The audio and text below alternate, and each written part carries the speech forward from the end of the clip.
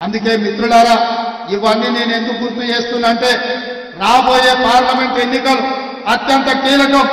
దేశం కోసం ప్రాణాలు ఇచ్చి ఈ దేశం కోసం పదవులు త్యాగం చేసిన మన మణిపూర్లో ఈ భారత్ జోడో న్యాయ యాత్ర మొదలుపెట్టిండు.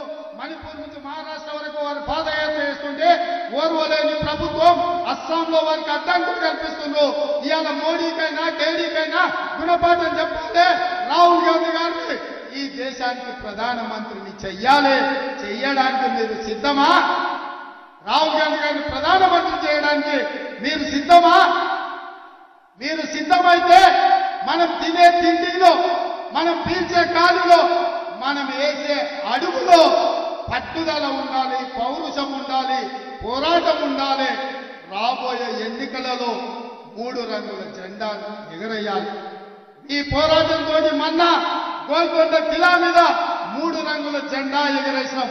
ఇవాళ నుంచి రాబోయే పార్లమెంట్ ఎన్నికల వరకు మనం కష్టపడాలి.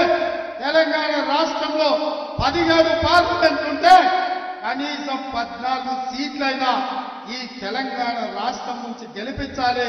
అప్పుడే ఢిల్లీలో ఎర్రకోట మీద 3 జెండా ఎగరేస్తాం. దానికి మనమందరం కష్టపడాలి. మనం కష్టపడాలి అంటే మనమందరం కలిసి పని చేయాలి. ఇంతకుముందు కేసీ వేణుగోపాల్ గారు అంటున్నారు, ప్రభుత్వం వచ్చినాక కార్యకర్తలు ఎందుకో చల్లగున్నారా, ఇంట్లో వండుకుంటూరు, ఏంది నీ సంగతి అంటే నిన్నమననే కదా గెలిచారు, ఉత్సాహంతో దుక్కులాడి అలసిపోయి ఉన్నట్టున్నారు. అంటే అదేం కుదరదు, నువ్వు వెళ్ళాల్సిందే. ముఖ్యమంత్రిగా ఒక రోజు రాష్ట్రాన్ని నడుపు, పిసిసి అధ్యక్షుడిగా ఇంకొక రోజు గ్రామాలు తిరగని వారు నాకు ఆదేశాలు ఇచ్చింది. వారి ఆదేశమే శిరోధార్యం.